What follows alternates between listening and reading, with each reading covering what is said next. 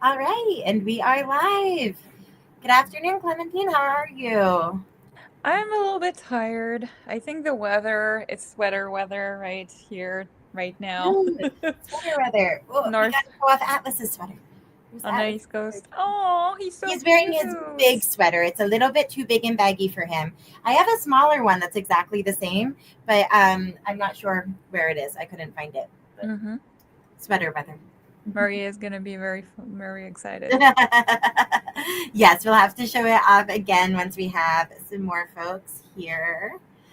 But yeah, I'm How are you? impressed with you, Clementine. I didn't think you were going to make it on time, and then you did. So I'm really just excited that you're here. Yeah. Yeah, my students in the end were actually on time and they were pretty quick, so hey, we'll see. Yes. Good. Yeah. Yeah, it's been a weird week because for us, we have like half of our department that's like gone for a half of a week because there's this NSBP, which is the National Society for Black Physicists. So it's a conference in Mm. Texas this year, and so a lot of them are gone. So it's a weird combo because like you do have a lot of students that start to be really stressed about the end of a semester, so you do have a lot of questions and a lot of things happening, but also you had like the physics department was kind of Nobody's empty. around. Yes. So of course there were some fires to put out. The secretary was like running around because like the chair of the department was gone, Oh like no.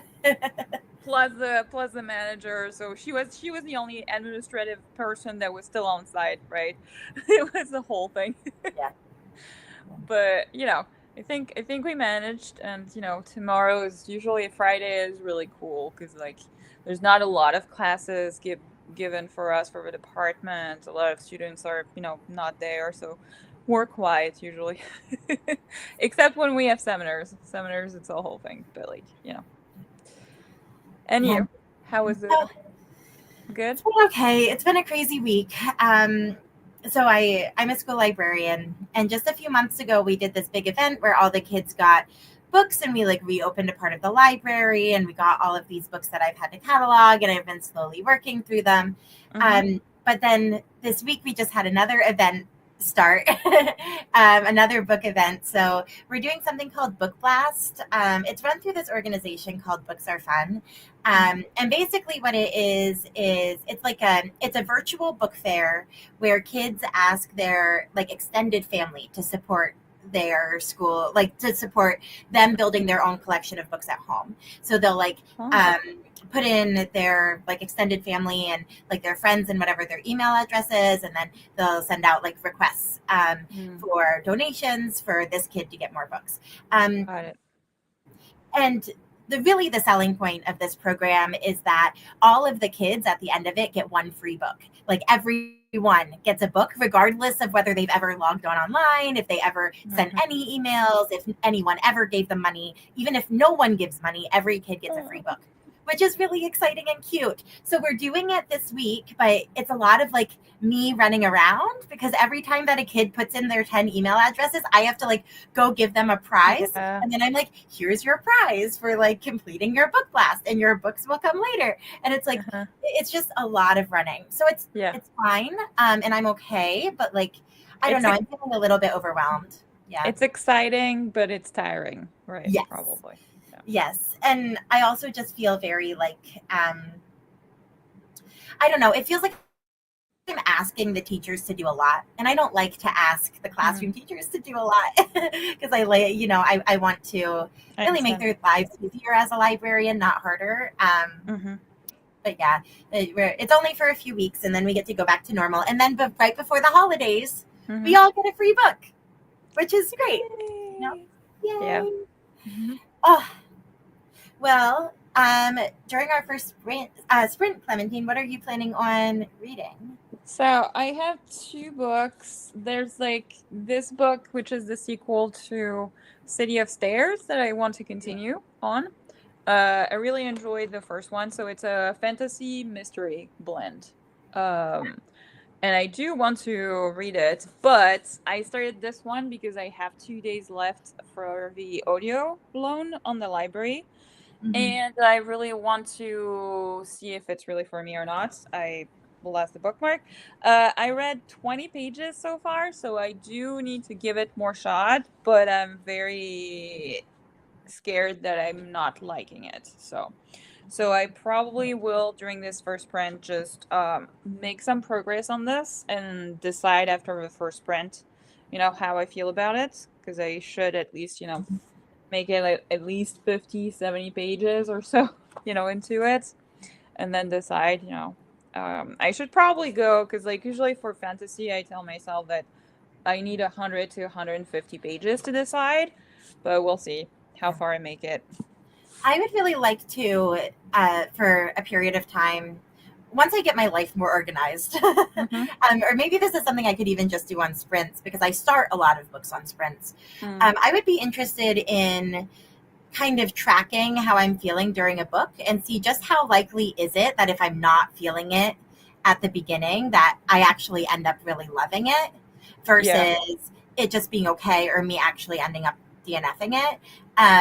Like Sure. I'm wondering what I feel like everyone would have a different ratio um, on like I th- whether their enjoyment increases or not. yeah, but I think also it really depends on the book, because there are some books where in the beginning you might have like a lot of dumping of information for, like, and you have to get through it to then get to the plot or something, right? There's some other books also where like the writing is very different. So you have to start to, I don't know, jive a little bit with the writing style, get used to it, and then you get into it or you don't, right? And there's some other books, I think from the start, you're like, everything's okay, but everything's also very bland, and I have no interest. And some books, like this one, you're like, I would probably be, for me right now, I think it would be like a 2.5 star, probably. And I'm like, am I gonna read 3 books, because the trilogy is 3 books of 500 pages Like, is plus, it worth it? to get a Yeah. series that's like, eh? No, right? So sometimes, and sometimes, there's, for me, there has to still be like a little kind of inkling, something that I'm like intrigued to know more, to continue in some ways. I know that's weird for me to say, because I usually don't DNF some books, but there are some books in the end that I didn't rate very well, but there was still something, and I would still recommend them, because there's still something for me that was interesting. Some things didn't work for me, but also like they would work for someone else, right? Yeah. No, and I think that's very fair. Um, yeah. Yeah. I would be curious to know my ratio because I Yeah. would be curious to No. be, because if I found that like, oh, 90% of the time I end up still not liking the book once I get into it, Yeah. I think I would maybe be more likely to like let myself feel my feelings earlier. I Yeah. think you would definitely need to like also maybe note like what's like pinpoint on what you don't like about the book, or what's like your like mids, or like you don't have a great opinion about, like if it's the writing or if it's the plot or the characters, something like this, right? Because also like sometimes you DNF for different reasons also. So you could also see like, if it's this reason, if I get through it, am I gonna be likely to change my mind or not? Because for some things, I know that, if it's the writing for me from the very beginning, that doesn't, I'm Does not it okay bode with. well? I'm gonna do like maybe 20 pages at most, and then DNF, because there's no way. If I can't understand and get into it, if I need like 3 times to read a sentence to get it, I'm gonna be like, no, right? That's fair. Very, very fair. I will be reading The Lies of Locke Lamora, and I'm not feeling Yay! good about it. I wish I were excited. I'm not excited. No, no. You will be excited to whatever it is to make Mhm. an actual decision, because this book you've tried a couple times, you've tried and then you put it down, but you left it in your library because you were like, I am Maybe. not sure, right? So Yeah. this is your third time's a charm or not, right? And And I like, I listened up to the point where I DNF'd last time. got it. Great. So I listened through the whole childhood section again, and we're back to him being an adult. Um, but it's just like I keep zoning out. I just like every time I listen to this section of the book, I'm just like, woo, and then I like I don't know what I don't know what's going on, which is probably a bad sign. Yeah, I think this one for me is a little bit like this. You know, I read 20 pages and I already zoned like out a couple paragraphs, right? Not So like helpful. I'm like, eh. Yeah. Ooh, Michelle, hi. The And 14 knew him by Peter Swanson. I have heard of it. Yes. No, she's saying lol because she got it from me. Oh. So it's a book that I tried. I wasn't really liking it, but also I knew that she could maybe enjoy it because she reads a lot more thrillers than I do. Nice. But like also I think the one of the main points of views is a killer. Well, Mhm. you know, pretty early on, right? I don't think it's a spoiler to say that. And like so you follow him, you know, throughout trying not, you know, like all these things and all these spots and stuff, and it's not something I enjoy, but also I'm not a thriller person, so you know. That sounds much more like a Michelle book than a Yeah. Clementine book for sure. But I had to try it because I got that one from a friend as a Christmas present. So Mm. I did want to, you know, make an effort and try it, you know, because also I never read thrillers, or I'm like, how do I know that I would like it or not, right? So I know now that I won't like that type of book, and that's fine, right? But I've Absolutely. heard very good things about Peter Swanson. Not so much about this one, but other ones. There was another one I heard a lot about. I forgot the name of it.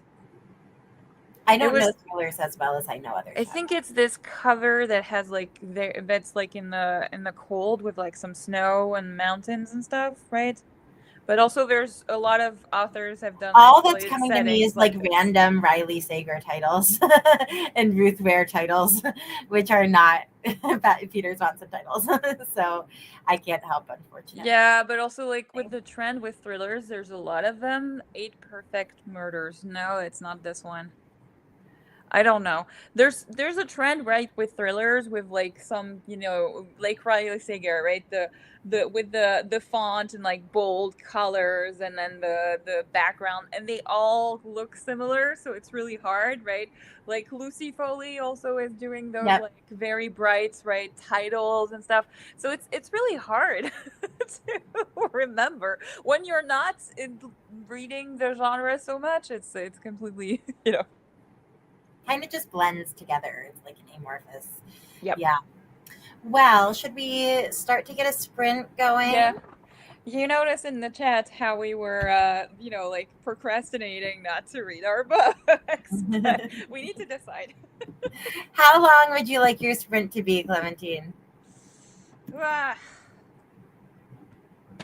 45 minutes? I feel like with 45 minutes, I should be able to decide if I DNF it or not, right? Sounds good. I don't know if I'll be able to decide in one in one sprint, or whether I'll let myself take more time to decide. I might let take myself another sprint to decide, right? Yeah. But yes, Michelle, you're right. You can tell for most thrillers that it's a thriller with one glance. Yes, they have pretty distinct ones. I mean, the same with romance usually, right? Alrighty. I'm gonna go ahead and hit start. Good luck. Happy reading. Happy reading.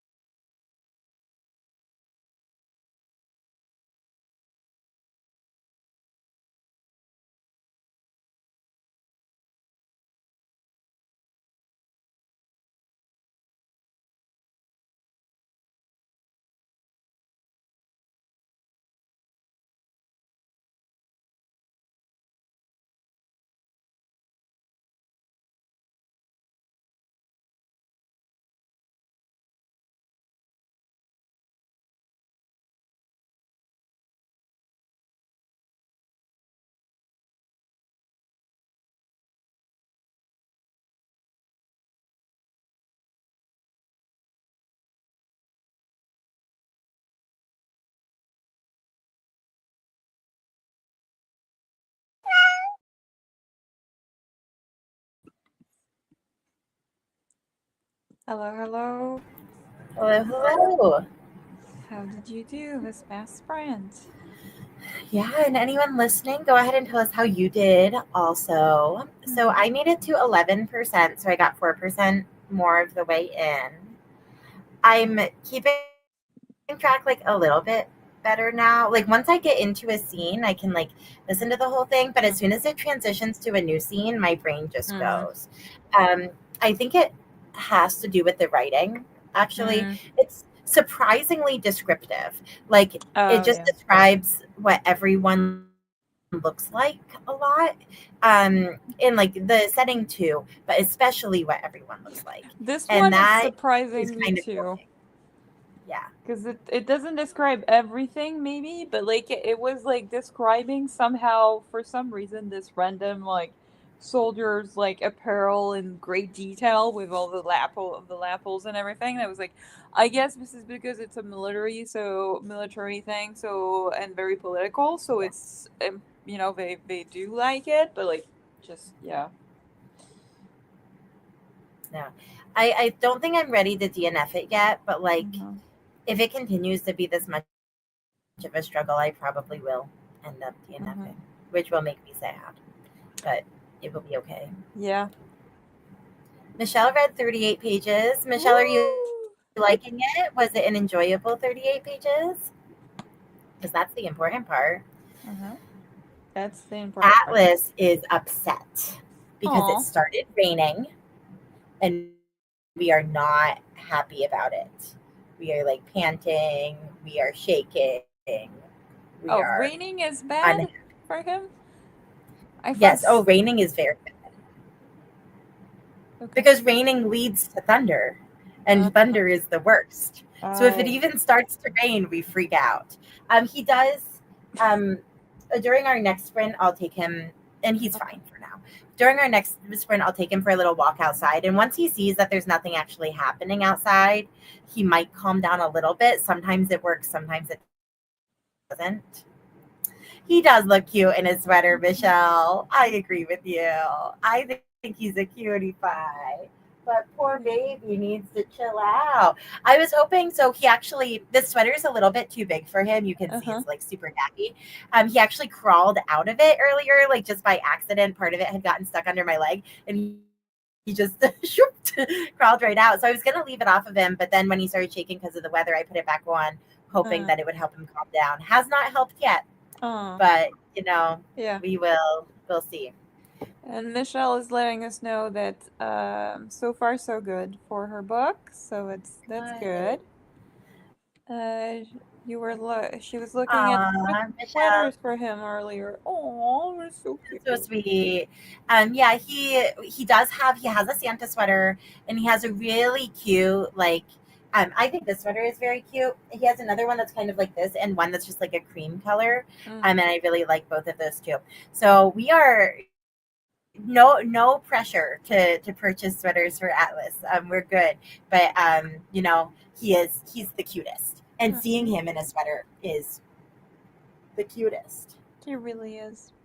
You're the cutest. You are. See, you're okay. It's fine. The world is not ending. I promise.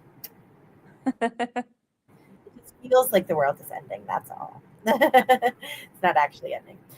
So as far as in between sprints go, Clementine, I didn't we talk have. about my book though. Oh, I thought you would kind of. That's okay. How was your book?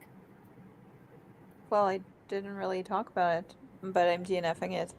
Aw, sad.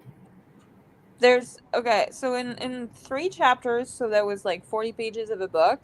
There's four POVs that are introduced, right? Only one of them is a woman, and I'm pretty sure we might not see her too much more, right? I'm not sure. Uh, but even then, like it's mostly men for sure, right? There's two mentions of grape, which great, uh, in, in like 60 pages, and I really don't care about a single thing, and like and it keeps telling me things and not showing me things, and I don't like it because I don't care about anything this way. So I really don't think it's for me. and I'm not gonna put myself through this and rate it badly because of it, because it's just not for me, and that's it, and that's okay. Makes sense. Yes. Also, one thing And read cemented the it. unhealthy books.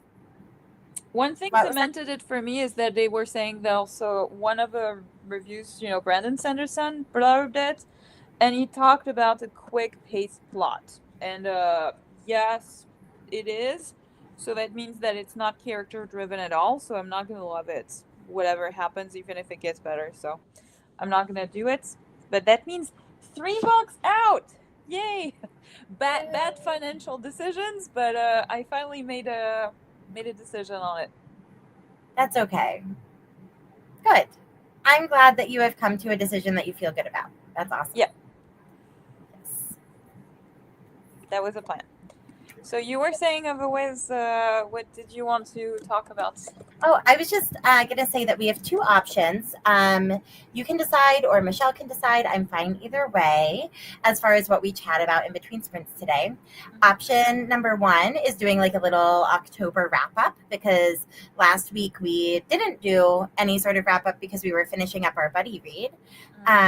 So we could wrap up the books that we read in October. Our other option is that we could look at the GoodReads Choice Award nominees.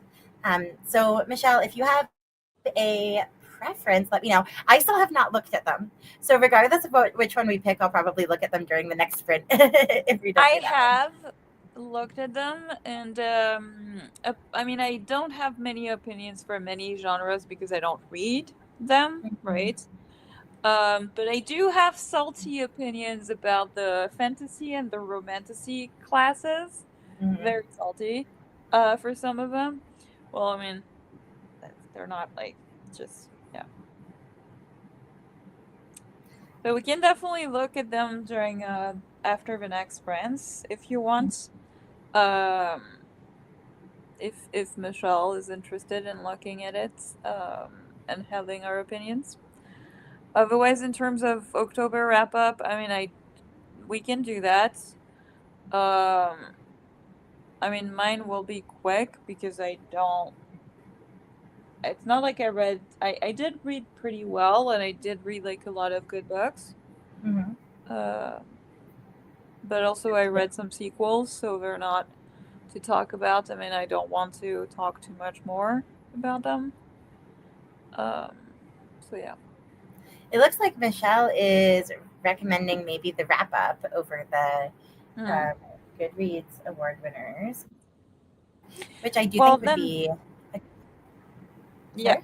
Well then, I mean, we can just chat, just just individually for ourselves.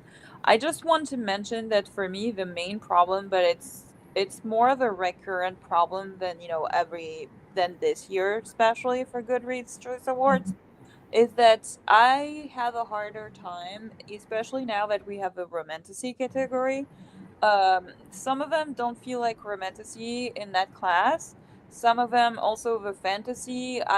They barely have any fantastic elements. So why is this one in fantasy and another one in general fiction, right?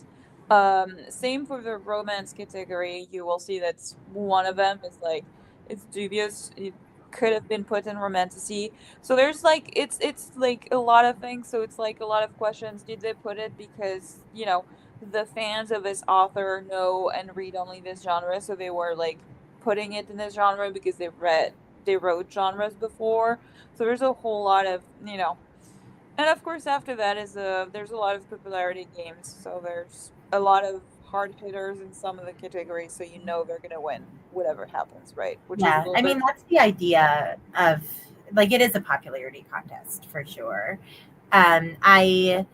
I do think sometimes the Goodreads Choice Awards can boost smaller books like early in the nominee process, right? Like if you get nominated pretty early on, obviously you already have a little bit of momentum, but I think that can help some authors. I've heard from some smaller authors who haven't won but have been nominated early on that has been helpful for them. So I can appreciate that side of it. yeah, yeah. Um, I think in this case though, I mean, except in there's some categories which like sci-fi, there's a lot of books I haven't heard of, but I think it's true every year. YA Um, always tends to have a couple of debuts, which is nice. mhm. The debut category too is usually pretty good.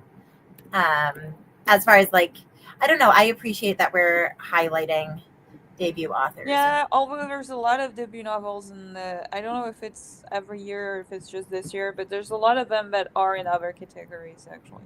Yeah, that's pretty normal. Sometimes they get cross like referenced, which I think is fine. But Cross nom- anyway, we can talk about it. I'm just salty about this one in the romantasy section because it's one of the ones I read, so I'm just hoping that it doesn't get, pulled in the top 10 for me. Um but like yeah, Yeah. cuz I have strong opinions about it, but like otherwise, I'm fine. I'm fine. Well, since oh goodness. I didn't actually. Since Michelle wants us to do maybe a wrap up later, I'm gonna glance at the nominees during this sprint. Um, yeah. Oh, Got it. are you okay? What are you doing? Oh, I thought we would be like maybe a little bit calmed down by now, I but don't alas. think there's a single nomination in the romance category that is a surprise, honestly. Mm, Maybe a couple but I've never heard of them, right? But otherwise most of them there's a lot of hard hitters, right? So they're really there and you notice it. The romantasy, of course, there's a few of them, but you can guess from the start. Fantasy, there's not as many big ones. I think in some cases it's more of a question as to which category they were put in, because there's some of them that could have been horror, but they were put in fantasy or something like that. Because of course, when you start to have genre mixing, it starts to be hard for sure. right. Um, Okay. I'm just gonna look at them now. Um, so we can do a sprint then. yeah. Okay. Cool. How much time do you want the sprint to be, Clementine? Well, I mean, I gotta get into this new book, but however you want, however time it takes for you to glance at the stuff and then read some more. I don't know, 45 maybe? I think 45 is good. I'm gonna have to take Atlas outside too, Okay, so a that'll be a nice amount of time. then. All right, so friends, we are gonna read for 45 minutes. Good luck. We will see Good you luck. back soon.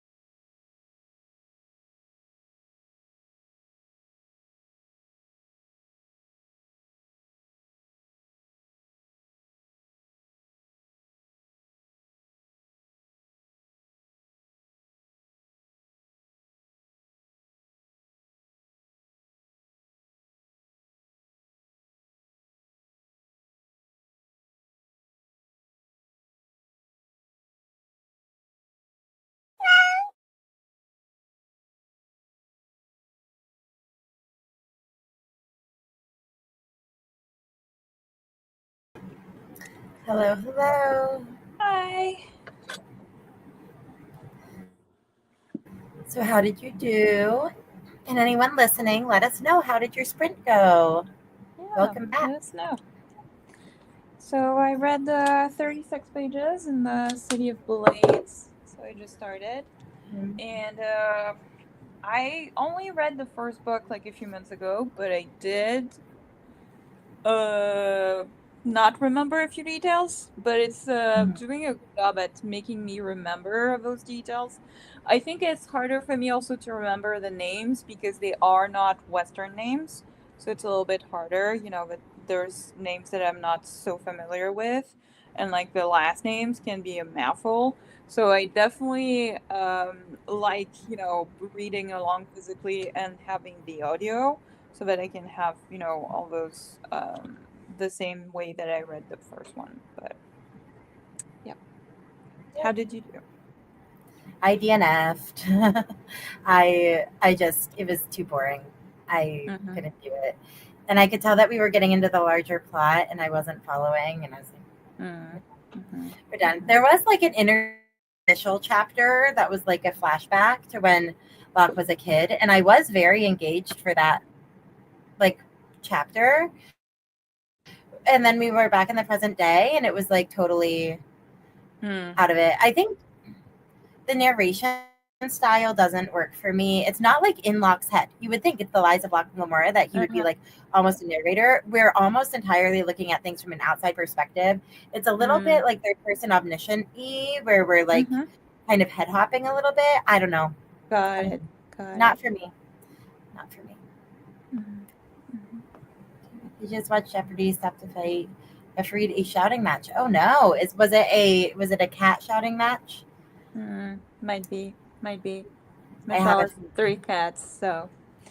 yes, yes. I have a sneaking suspicion. Yeah. Yeah. So I just in like the last minute before the end of the sprint, I Mm-hmm. got "What She's Having" by Laura Mulher from Hoopla. So that is what I'm gonna read. So what book is this? What type of book is this? I have. It's a romance. Okay. Um, Because I never yeah, heard it's this author before, so I just wanted she to check. debuted last year, and I read her debut, and I liked it. Mm, I gave it a good. 3.25, and but like I have good memories of it, like a positive Okay. recollection, and I put her on my list of like authors to watch. So her second book just came out this year, and it's available on Hoopla, and it should be like an easy breezy, like you know, quick Mm-hmm. read. So it should be fun. Got it. Got it. Good. Yeah. Um, yeah. And Okay, hey, we I got. have 3 less books on my TBR because I Woo! removed the trilogy that I'm not reading, Yes. so I'm making progress. Woo! Do you want to walk us through like your highlights of your October, or not so Yeah. much? I mean, it's gonna be very quick because I have I DNF 2 books, so I'm not gonna talk about them because it's just also I DNF Sure. them really quickly, so I don't have anything to say really too much. Um, Hmm. there's 2 books that I gave 5 stars to.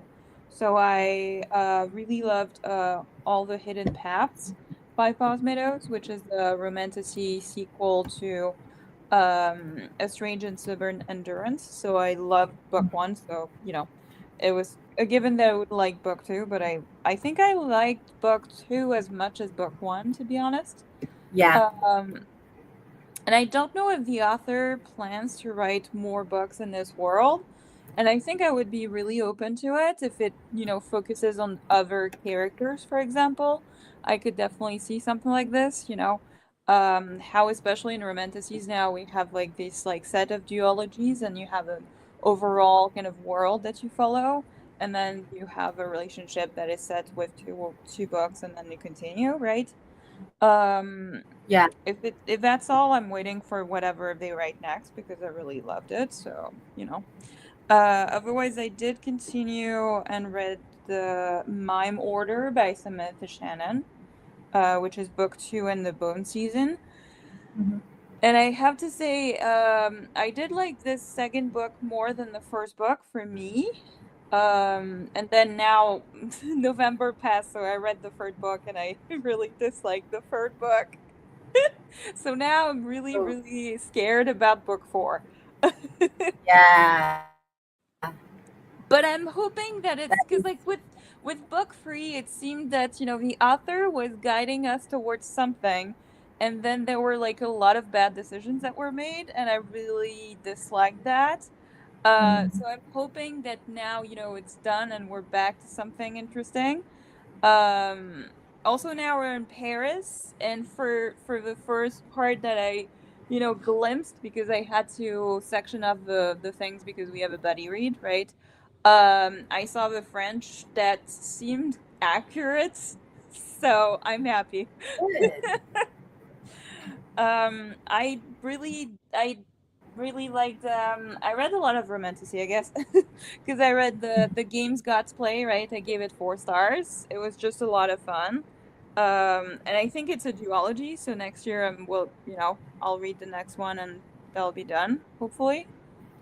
Isn't Mm. it supposed to be a duology? I have not looked into it enough to be able to give you an answer on that. I heard some of our friends that were telling that it was a duology, but I'm not 100% sure. If it isn't, then I don't know if I would read past the second book yet, right? I think it would depend. Oh, it's you. Right. Yes, I'm here. sorry, it's No, me. I thought it was me at first, But like Yeah. um No, I'm kind and of on I a busy street, so sometimes, yeah, yeah. that's fair. And I gave The Ashes and the Starker's King 4.5 stars, which is the sequel to The Serpent and the Wings of Night, right? So I really like them. And otherwise, in the not wins, I read The Curse of Sins by Kate Dramis, which is the sequel to The Curse of Saints, which I really liked. And the Mm. sequel, I hated really every single thing about it. I give it 2 star because it's not like there's nothing offensive, but I really disliked everything, and I'm not gonna read book 3, even if I know that it's the ending. I don't care. I don't care. Oh And I no. realized that I liked book 1 because there was this one character, Will, that was really carrying everything, right? I really loved the character and everything, but for book 2, it was not enough. And also, he was making bad decisions, so that doesn't help. And the second one, I gave it 3 stars, but I won't continue the series. I tried it, and I don't think it's for me. Every Heart a Doorway, which is the Wayward Children series by Shannon Yeah. Maguire. I just think I was not sure that I would like it, and the tone was really not what I was expecting, and I just don't think but it's fine. Now I know. So anyway, that was my month. Yay. Well, thanks for sharing. Do you want me to run through mine now, or shall we sprint and then come back around? Well, how many books did you read? Because maybe we What's can, our over under? 18. because maybe we can split it in 2 parts. Then I don't know. Sure. Absolutely. Um, all right, here. I'll share, and I made it like half of my screen, so hopefully I'll still be able to see you while also, Hmm. yeah, I think this works. So, I read 18 books in October. First one was a reread. So I really love this podcast called The Newest Olympian, and they're reading through the Percy Jackson books. So I read The Lost Hero so that I could catch up on the podcast. This month I actually might read the next one in the series, The Son of Neptune, just so that because they just finished the book. They just finished The Lost Hero a couple weeks ago, or maybe last week. Then I read Pucking Sweet, which is a continuation of a hockey romance series. I thought it was pretty good. The second one I did not like at all. So I liked the first one. The second one I did not think was good. But then this third one kind of went back up a little bit for me. So woo, success. Ren and the Holly Library really should be reviewed lower. I don't have fond memories of this one. This one, yeah, I read it on sprints. It's And I remember. Sorry. I remember you also at some point saying like, I really want to DNF it for a good a chunk of time, right in the middle somewhere, and then you persevered at the end. You were like, oh yeah, I finished, and I was like, huh, I thought you DNF'd the book. Yeah, no, I had a feeling I was going to finish it just because I wasn't like I could still track what was happening. Generally, what will make me like really automatically DNF something is if I am just like totally losing the plot in a really like obnoxious way. That'll make me DNF real fast. But oh no, we are in a different order now. Okay. But yeah, I wouldn't generally 3 stars and below are things that I wouldn't really recommend to anybody. And Ren and the Holly Library, I think, falls into that category. Like if someone was asking me for a fantasy romance, I wouldn't recommend this to them. I really can't think of anyone who I would be like, this is the best book for you. Yeah. Michelle knows this one. I listened to a live reading of The Telltale Heart. So we went to like a live performance of it. It's basically like a live audiobook. And it was super fun. Had a good time. I didn't write a review for it because I thought that like the context in which I experienced this story was more influential than actually the story itself. I don't think I have many opinions on the story itself, to be honest. It's pretty short. It's only like 30 pages. Yeah. So I guess it one too, and in one order. I read it too. I think it was last year, and it was creepy and a little bit disturbing. But like, I don't have a lot of thoughts. I don't think I rated it either because it was hard to. Yeah, I think it being so short, it kind of makes sense not to rate it. Yeah. Now, this one I think is interesting. So there's a podcast called Welcome to Night Vale that I kind of go on and off listening to. I am nowhere near caught up. But back when I was in college, I read or I listened to, the first story arc of the podcast. And it's just this really surreal, it feels kind of random tone of the podcast is a radio show in this small town where nothing makes any sense called Night Vale. And it just talks about these like elements of life, like, oh yeah, everyone knows this, where like it makes, like I said, it's just very surreal. So it'll be like, if you see the noodle monsters, you should alert the secret police. You alert the secret police by whispering in the last minute of your shower, and everyone knows that the secret police hear you because they are always listening. So like that's kind of the tone of like, it's kind of random, very like kind of silly, but also the stakes are kind of high. Like there's always all of these like big organizations that are trying to make things happen. So like the stakes feel high while also it's like completely nonsensical. And so they came out with this book called Welcome to Night Vale, which is really about these two women who are kind of swept up in this, again, very mysterious happening where there's this man wandering around who keeps giving people pieces of paper that have the name of another town written on it. But they can't remember the man. They can't remember where they got the they can't let the piece of paper go. And then they also can't talk about the man. Like it's very strange. And it's about these two women, one of whom owns an antique shop and one of whom's just like her main character thing is that she has a son who chooses to look different ways all the time. So sometimes he's a boy, sometimes he's like a scorpion, sometimes he's a microwave, sometimes he's like he kind of shapeshifts all the time. Microwave. So, how does that work? Yeah. anything, like literally any object. This boy can be. So no, it's wild, and you get no explanations about how like that sort of thing works, but you do get some resolution at the end of the book. So, But it's about them kind of figuring out this mystery. So it's it was fun. I had a really good time. so I'm pretty sure if I read that book, I would love the absurd elements of them, but it would also infuriate me to have no answer whatsoever as to them. You do get some answers, Uh-huh. but not everything is Yeah. answered. No, You no, have to no. accept a certain amount of absurdism or Yeah. surrealism as you're No, no. reading. Um, I I really liked it. There is another book that they wrote. I think it's called It Devours, and I do want to read that one eventually. I don't know if I'll read it this year, or like I read this one in October. This was like my spooky read, because it's like it's kind of mysterious and spooky without being like scary or horror, and I think it Got did it. that really well. Like it was a perfect October read for Got me. it. Yeah. Got it. Cool. And maybe we'll do like two more and then pause Mhm. and do a sprint and then come back. Um, Where Dreams Begin by Lisa Kleypas. I just love Lisa Kleypas so much.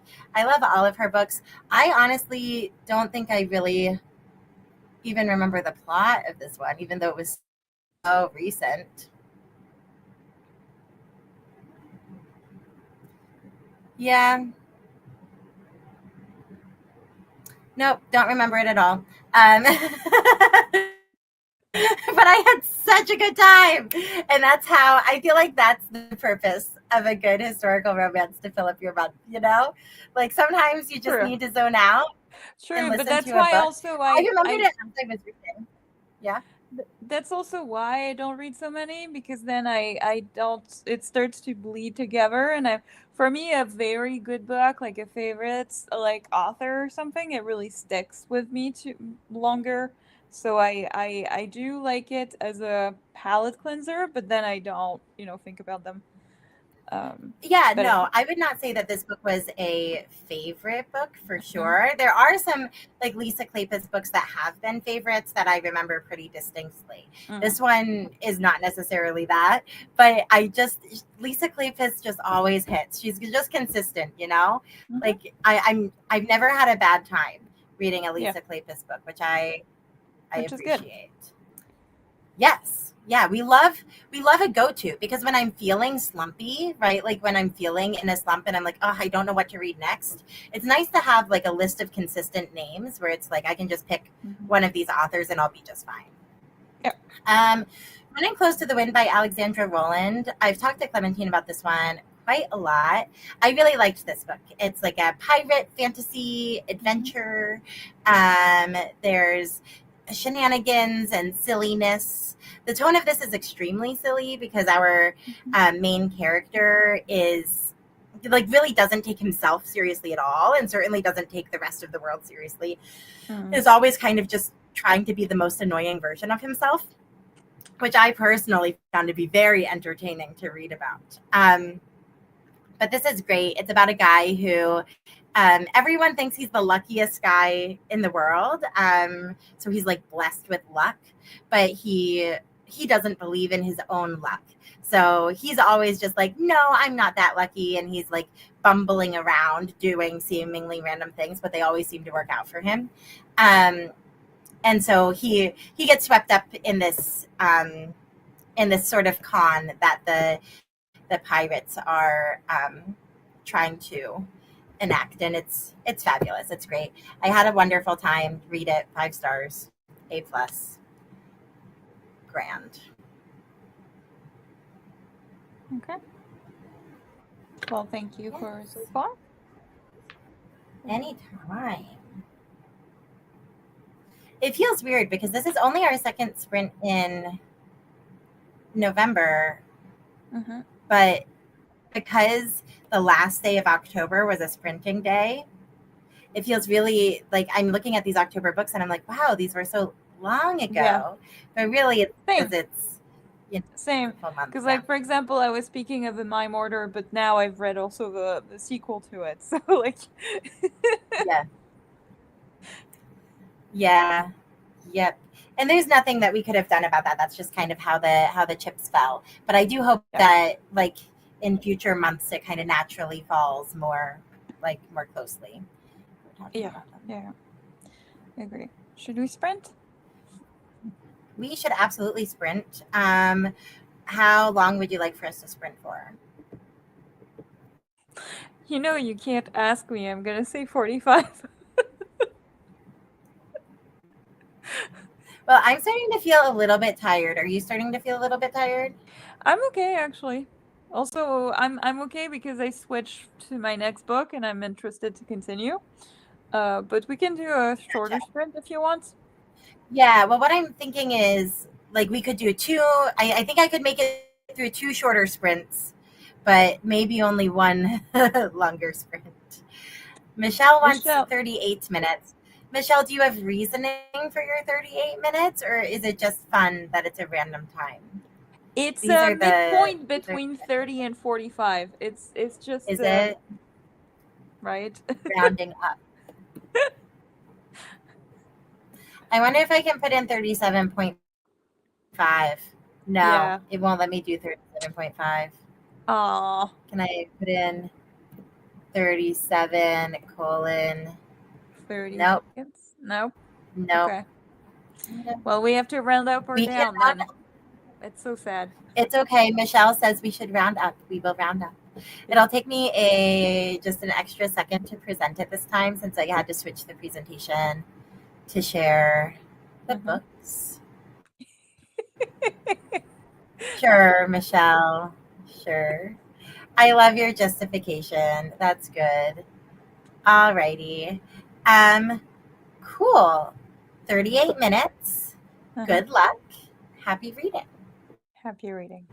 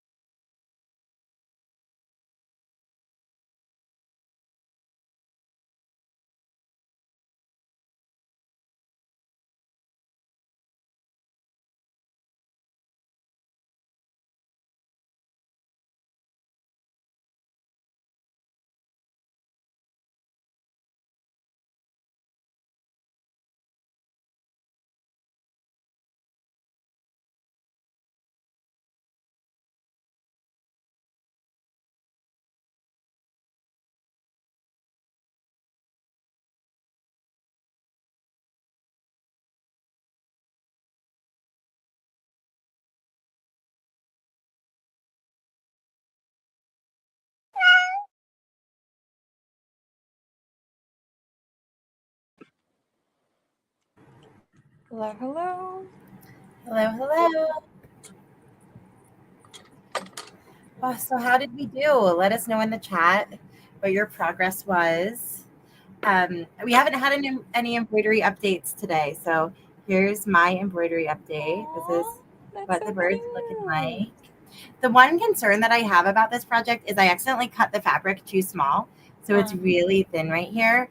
I'm not sure exactly how I'm gonna like permanently hoop it up.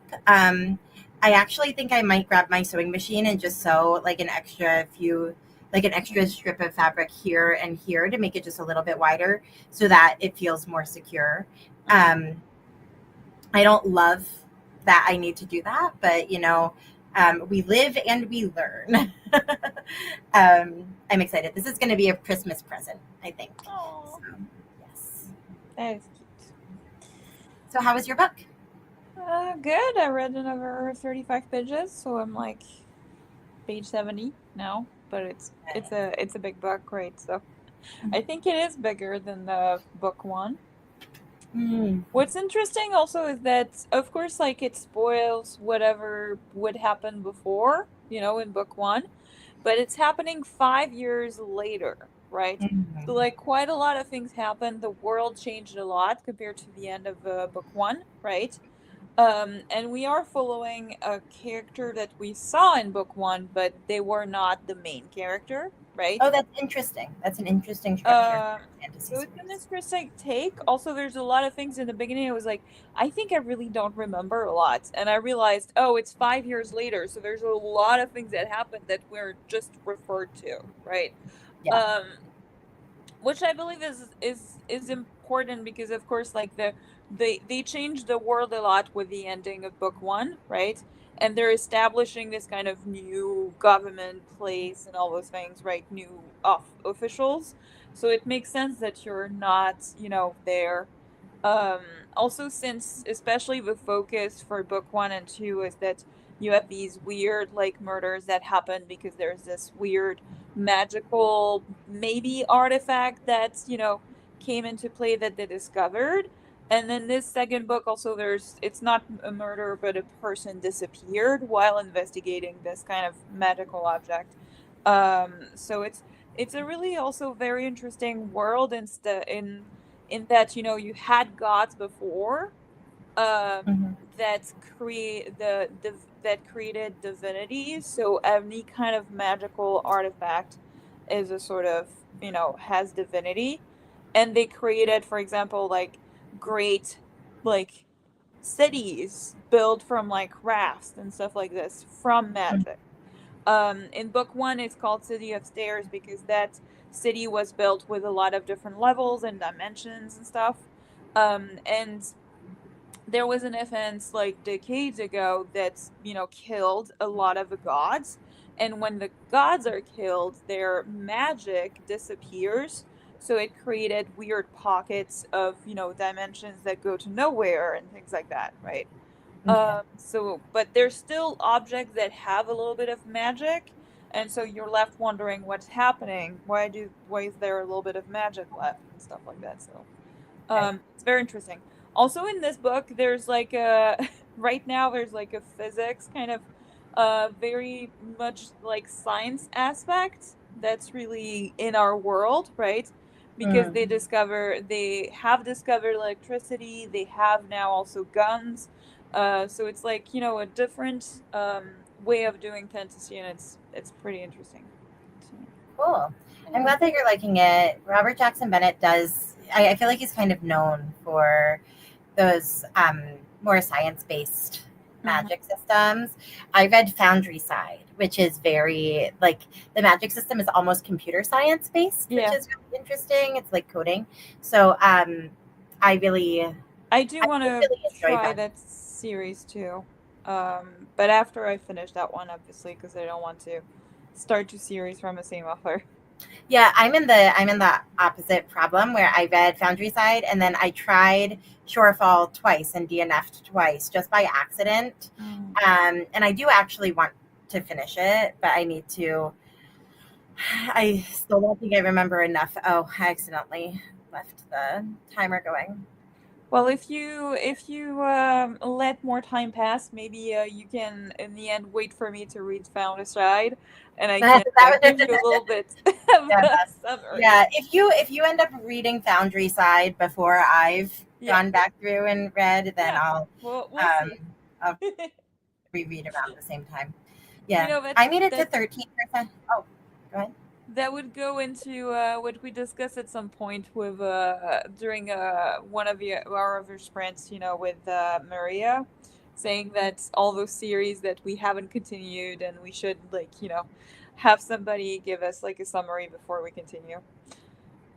I Mm, especially end up smart. DNFing one of those series actually 2 days ago because I was like, there is no way. I don't think I have any interest in rereading for the first book, even if I really did like it, right, to continue. So, Yeah. yeah. I got 13% of the way through what she's having, and I'm having a great time. It's the basic premise is kind of it's very unbelievable. Mm-hmm. Um, it's a second chance romance, which I don't usually like at all. Not usually Yeah. my jam. Yeah. However, Same. in this case, the again, it's very convoluted. It's not believable. But basically, you have these two characters who had a very short, like, summer relationship in high school. Or it was like a short, like, 2 month situation Uh-huh. in high school. And his dad was abusive. So his dad, like, middle of the night, one night was just like, okay, we're leaving, pack bags. And he didn't get to, like, tell her or say goodbye or anything. And he thought that he was writing her letters and sending them, but his parents were keeping them. And so she thought that he abandoned um, her, and he thought that she wasn't Never writing him responded. back and didn't care, right? So that it's this very convoluted whatever. And so in the first chapter, his mom is on hospice, and Uh-huh. so she finally tells him, Uh-huh. like, It's on her deathbed. Yeah, it's the plot of a notebook. I have not seen The Notebook, so It's I that. don't want to cry. It's like that.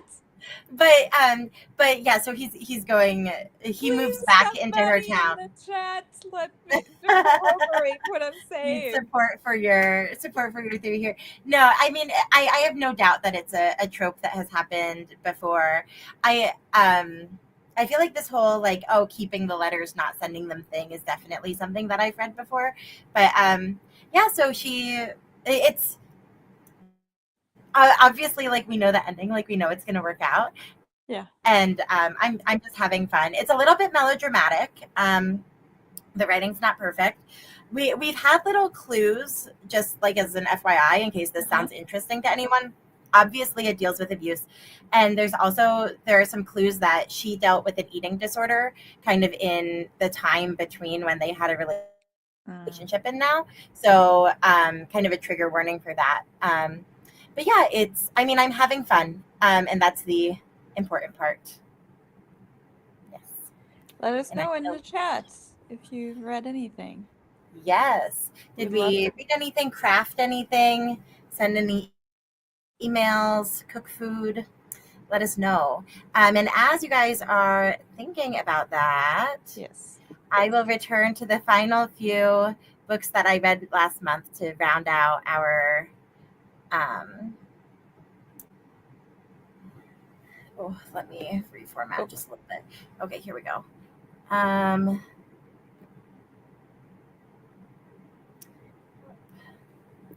present, share my screen, and here is the window.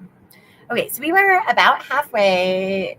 Oh, more than, yeah, about halfway through my reading wrap up for October before this last sprint. So if you weren't here before, feel free to, like, scrub back in the timeline.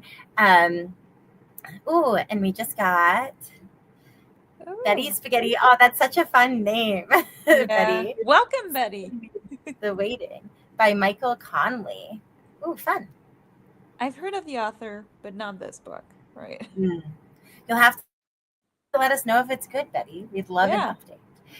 Um, Yeah, so I read Song of Blood and Stone. This was a book that I put on my 24 books to read in 2024 list that I made at the beginning of the year that I've only even thought about reading like half of. But we're doing our best. And so I read this one and I did really like it. I talked about this one on Sprints a few weeks ago. I think that though I do think it's a good fantasy novel. It's a fantasy novel that deals with like racism and innate magical ability and just like prejudice and oppression. I think it would have been really, really well done if it was rewritten for a YA audience. The characters' ages make it so that it could potentially be like kind of on the edge of YA, but it's not. It's not YA. If you took a few scenes out, honestly, you could probably just sell it as a YA. But I I liked it, but I thought it could have been more effectively presented in a different genre. Um, yeah, and I do plan to continue with the series, so that opinion could potentially change moving forward. Um, here's That's a fair. fun. Sorry, what was that, Clementine? That's fair. Yeah, yeah. Yeah, here's a fun one. If anyone's looking for a Christmas read, The Most Wonderful Crime of the Year by Allie Carter was so fun. It was so good. I liked it a lot. Allie Carter wrote the Gallagher Girls series, and the Heist Society series, which were like YA, like spy novels and like YA heist novels, which was I loved them growing up. So now to see her kind of move into adult, she had one adult release last year and another one this year. And I've been loving them. This one is about two crime authors who get invited to spend Christmas with this really famous crime author, with the expectation that one of them might continue writing her series or take over her legacy. And they end up, of course, falling in love because it's cute and it's a Christmas. And also the author goes missing and they have to like figure out what's going on.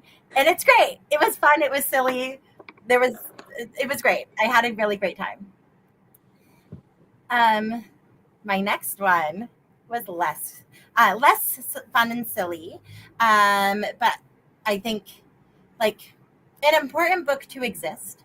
So the basic premise of this one's nonfiction, Hiding Mengele, and like the basic premise of this one is you've got this journalist who, as a small child, found out that her elementary school teacher, she's living in Brazil, her elementary school teacher was harboring Joseph Mengele until his death.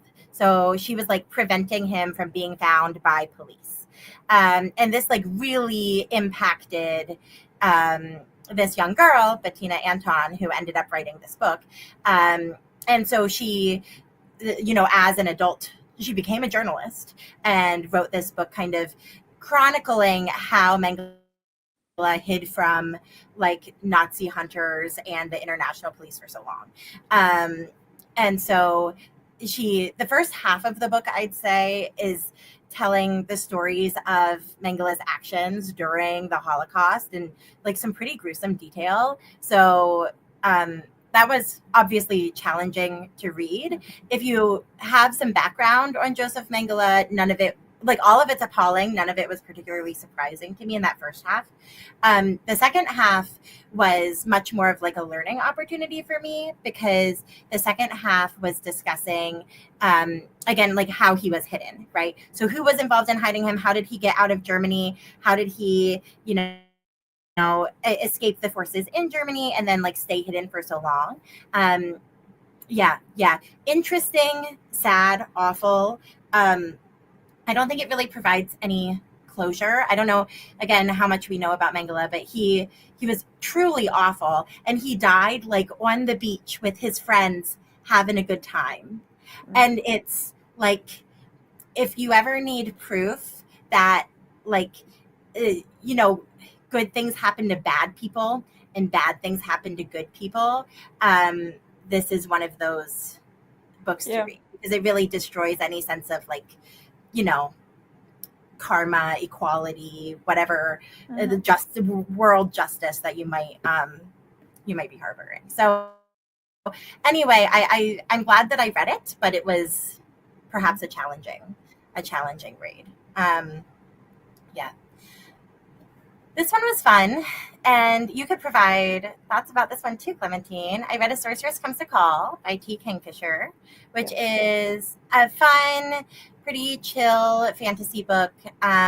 T. Kingfisher writes some, like, lots of different little subgenres, and this book is one of her, like, fairy tale retellings. So I had a great time with it. It's a retelling of the Goose Girl.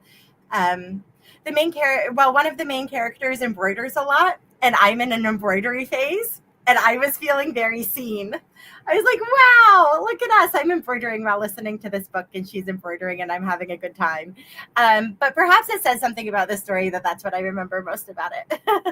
I would say that it's not as chill. It was not as chill for me. I really enjoyed it too, and it is a fairy tale inspired, but it is a pretty creepy fairy tale. It's not like a, Disney style. It's more like, the original kind of grim fairy tale, right?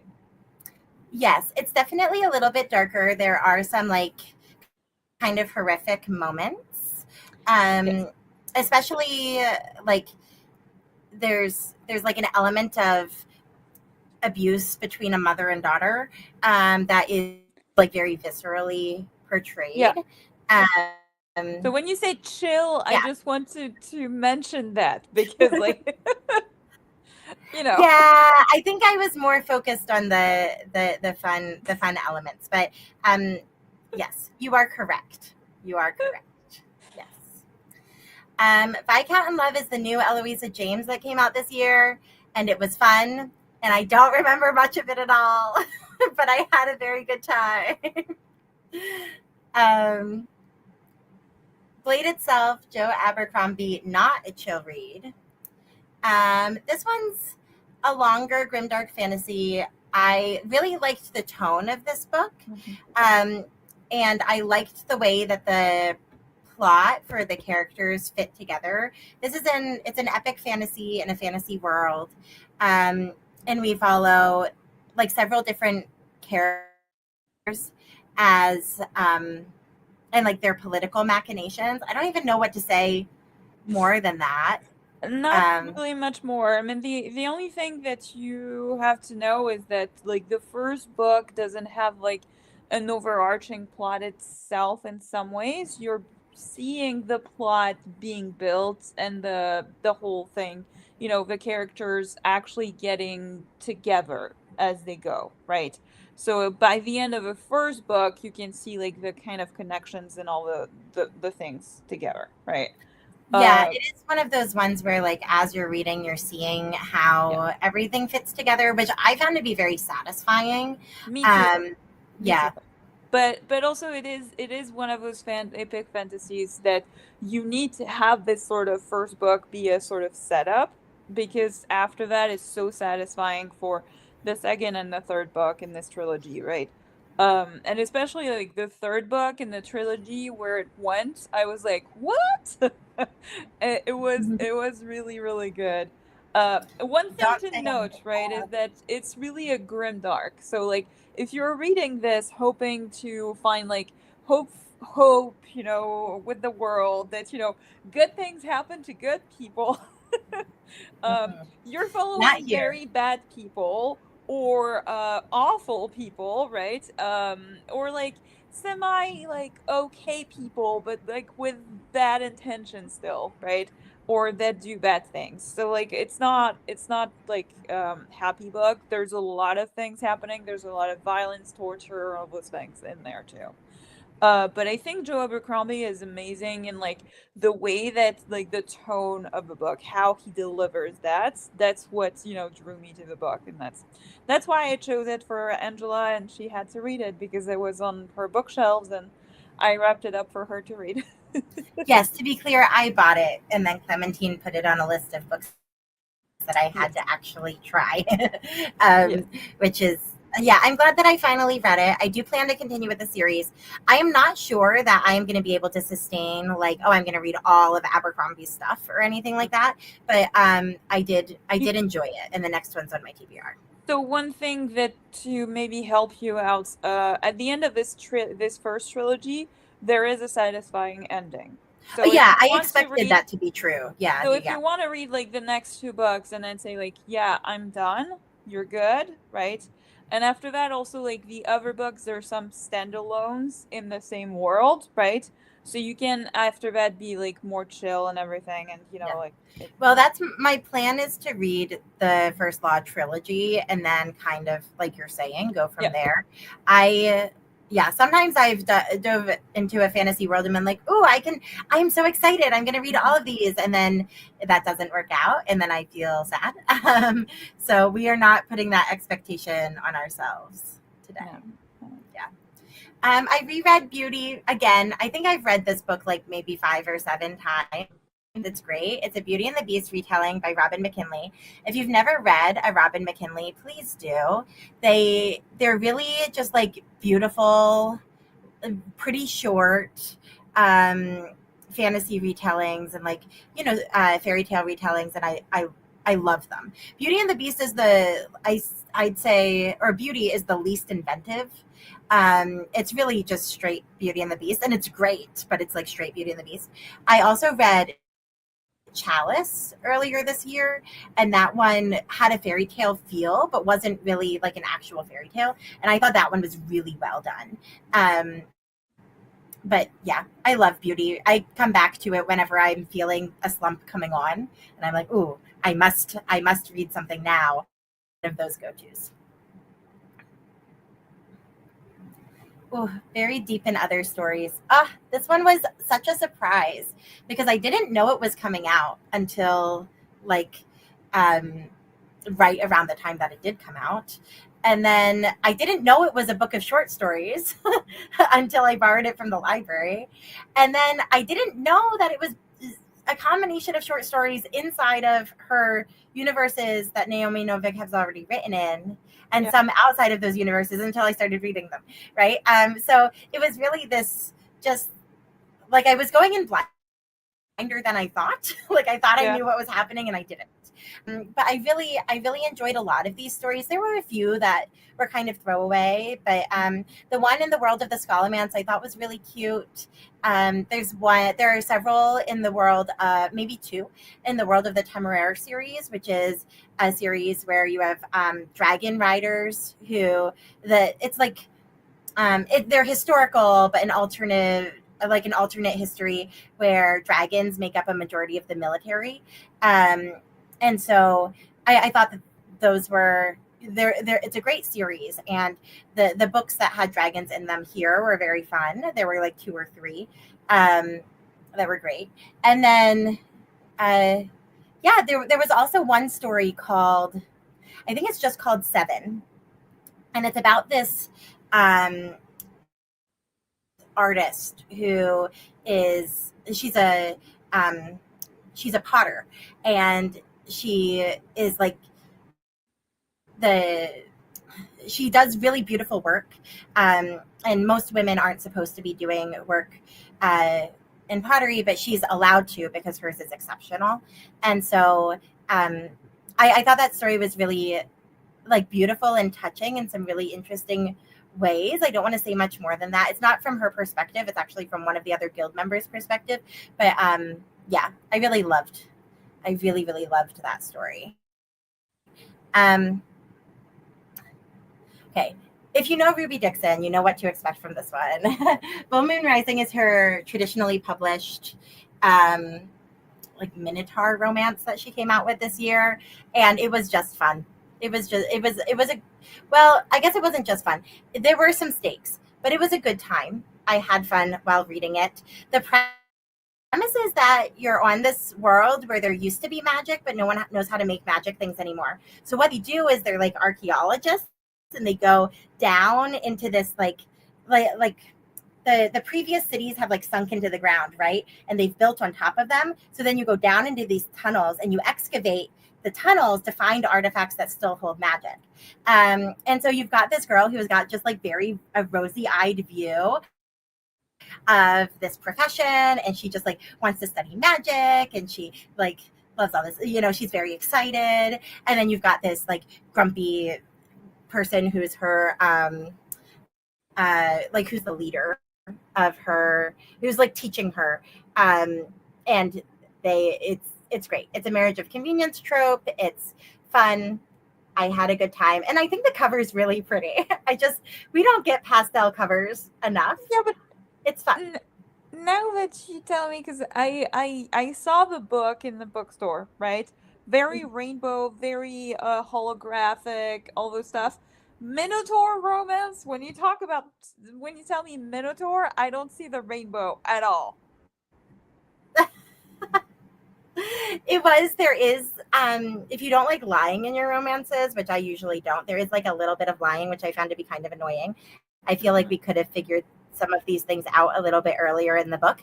But yeah, generally fun. If it's your thing, you probably already know it's your thing, and you're probably already going to read it. And if it's not your thing, then don't read it. You won't like it. Clementine, I'm going to tell you not to read Not Another Love Song by Julie Soto. I specifically think that you should not read it. Because Sorry? No, go ahead. Were you saying you were planning on reading it? No, I have never. Julie Soto has never been on my radar. I didn't even know this book was coming out. But like when I read the synopses of the other books she wrote, I was not interested to pick it up. So, yeah, I liked Forget Me Not quite a lot, which was her release last year. This one came out this year. I've been reading a lot of new releases in the last month or so. I've been finally catching up on the ones I meant to read as they came out. This one was interesting. It's about a violinist and a cellist falling in love. And it deals with fame, which I know you don't like in romances. And it deals with this dynamics of an orchestra that I think are very unrealistic. And I mean, I have not been in like a professional orchestra, but I think that you would hate it. I really, I had a fine time, but the whole time I was reading it, I was like, Clementine should never read this book because you would pick it apart and you would be mad while doing it. So if we ever need a book for you to like hate read, like if that's going to be like Angela assigns Clementine a book that she thinks she's going to hate, is it like a how far can Clementine get into it before she DNFs situation? Yep. I think this one is fine. No, she has a tank top on. She's fine, Michelle. It's a safe cover, Michelle. But yeah, it was an adventure. Again, I had a good time, but it was very unrealistic. Question. We could one day, if you really, really dislike whatever I do at some point, we could do a sort of competition. Ailey Hazelwood versus Julie Soto. How fast do I, Now, here's the thing. The thing is that I like Allie Hazelwood. I routinely give Allie Hazelwood 4 and 5 stars. I enjoy them a lot. Julie Soto, I do enjoy. I will continue to read her books. I do like her as an author, but she is nowhere. There's like no comparison. I also don't think the writing is as good. I don't think you would make it through Julie Soto at all. I'm not selling this book, but I tell you, DNF'd the Love Theoretically within 30 pages, right? Mm-hmm. That's pretty impressive. Yeah, you might be able to get more than 30 pages into this one. Because I think the writing with Ailey Hazelwood also just grated me. The voice of the main character and the I don't know, a lot of things. That's okay. Let's not get into it. Yeah, another time, another place. Alrighty, and this was my last one of the month, the last days of Lila Good Luck. This one was really cute. Again, Clementine, I don't think you would like it, but if we have other romance readers listening right now, I did really like this one. So Kylie Scott is known for her she wrote a series of like rock star romances a long time ago. And I tried one of them and hated it. I did not like it at all. So I had kind of written her off. And then one of my colleagues was reading The Last Days of Lila Goodluck and loved it. The basic premise of this one is you've got this character, Lila, and she's like at a party or some like social function, and there's a witch there, and she like accidentally saves the witch, or she like does something for the witch, right? It's not you're set to believe that this is like a person who does tarot card readings at parties for fun, right? She's not like actually selling herself as like a legit witch, right? So she does something good for the witch, and the witch is like, oh, well, to repay you, I'll just give you some information about your life. And she like goes into a trance and she says some stuff. She says like the lottery numbers. She says who her soulmate is. She says when she's going to die. And something's going to go wrong with her job, and her boyfriend's cheating on her. Like she gives like 5 or 6 predictions, and slowly but surely the predictions are coming true. And the person who she has as her soulmate is like it's almost like a Prince Harry figure who's like very famous, like an outside part of the royal family. And so Lila's like, there's no way, this is so silly, and then like runs into him. She almost gets into a car accident with his car, and then of course you're set off on this like little adventure. But it was very cute. I liked this one a lot. The male love interest was just like great to read about. Yeah, it was fun. What was your question, Clementine? No, I had no question. No questions? Okay. I think this one I could be okay reading it. The one before, I bet the fame part probably wouldn't do it for you. Yeah, but it's okay. It's not the fame that I have a problem about. It's when you talk about rich people problems, right? Well, her rich person problem is that she thinks she's going to die in a week. And it's not a rich person problem. Her problem, I'll say, is that she thinks she's going to die in a week. Yeah, which is fine, right? And like the following like a person of a royal family or whatever stuff, it depends how it's done, but I'm okay with it, right? I have a problem when it's like when the characters like thinking that you're gonna die in a week. I'm gonna say like that's a little bit unrealistic because like come on. I mean, she's not, like if you're living in the real world, magic is not really real. So whatever she says. That's why she keeps telling herself. Yeah. But she still kind of believes it a little bit. No. Of course, if predictions come true, then you can start to, believe it. But like, it's not a, thinking that you might die soon is really problematic for everyone. And, I understand. But like, if you start to have this like, oh, you have your like second house that might be taken from your parents, and you might have to, I don't know, rent a house for a week to meet your parents again for family, for the holidays. This is the end of a world. That's, pisses me off a little bit because it's not a real problem, right? Because it's not like, hey, you're not going to see your family for years, or it's not like, something like this, right? So like that's, a different thing, but we've talked for a lot of time, so it is okay. But yeah, so I feel like I had a pretty good reading month. I did find a 5-star, and it wasn't the reread. I found, what was my 5-star? Oh, Running Close to the Wind was my 5-star for the month, which was very exciting. It's always a good month when I do find a 5-star. Some months I don't find a 5-star. So that was, Same. a positive sign. Mm-hmm. Cool.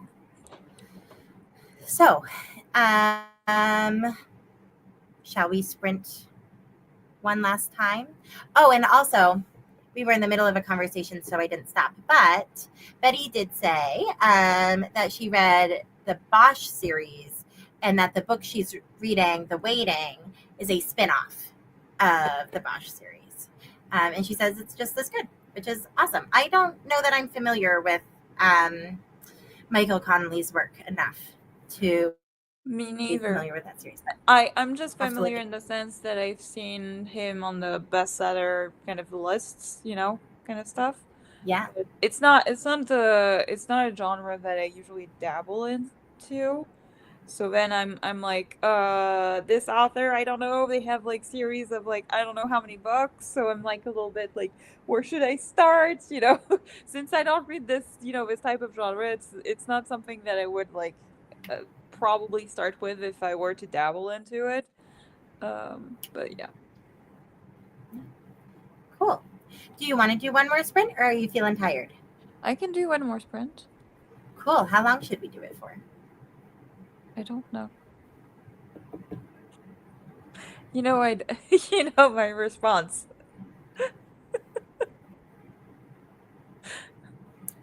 All right.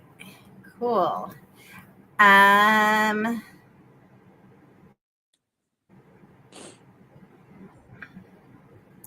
I don't know if I could make it through 45. I'm going to be honest. I am feeling kind of tired. Why don't we do 30 this time around? Yeah, let's do And 30. then we'll stop right around 10 o'clock and I can go to bed. Whew. Success. All right. Hey, 30 minutes on the clock. See you all soon. Good luck.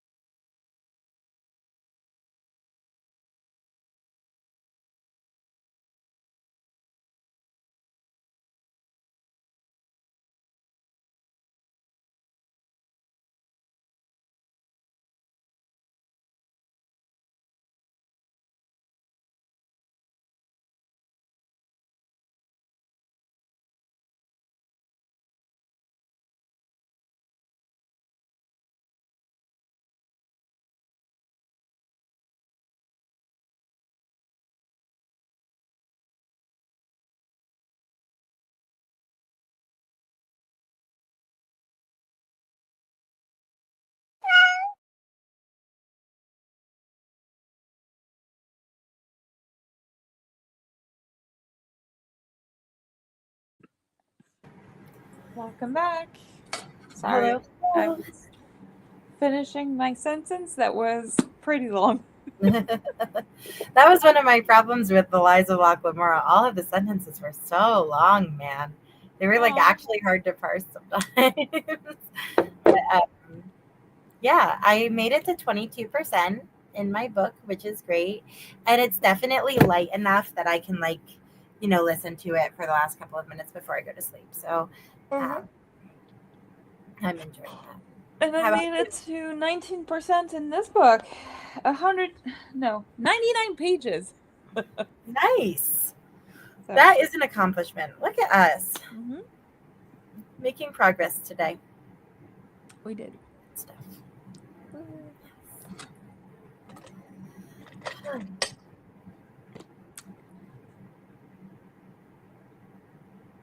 Do you have anything you wanted to say before we end those sprints? I don't think I have much to say. I'm very tired. Suddenly. Yes. Yeah, no, I'm also feeling pretty tired. Michelle said she read a total of 35% tonight, which is super fun. Congrats, Michelle. If anyone else has something we should celebrate, please let us know. We'd be happy to, shout you out. Um, but yeah, I had a good evening, and I'm happy that we did this. As always, next week will be. We're good for next Thursday, right? Yeah. Yeah. All right. So next Thursday, November 21st, we will see you all again. And yes, I might be, I will be uh, trying to figure out which book is the last book that Clementine pulled for me. So she pulled 7 books and wrapped them up in wrapping paper and turned the rest of my unread books backwards so that I couldn't see which ones she had picked. So that means that tomorrow or next week is the week that can you tell I'm tired? Next week is the week where we can finally turn all the books back to the way they should be, and I can try to figure out which one is missing to see if I can successfully guess the final book. Unless the only thing that would prevent us from doing that really is if my Rage of Dragons hold comes through, and if I'm reading that instead. And I think that's going to be an interesting one also because I don't think I remember which one it is. When you'll open it, I will be like, oh yes, that's the last one that I chose. But I am blanking. Yes. I should have written them down when I did that. But I think it's kind of fun that you don't remember it. I think it's because there's no way that you can spoil it, right? It's so good. Yeah. And I have a terrible poker face, so it's better that I don't remember. Do you think that if I said it out loud, if I was like, "This is my guess," you would remember whether it was? I might. Yeah, I might. I would remember if I did or not put it in there. So I might have to do this. You know. All right. Well, the suspense is killing me a little bit, so I hope that that's what we end up doing next week. Everyone else have a wonderful week. We will see you next Thursday. Thanks for hanging out. Thank you. Good night.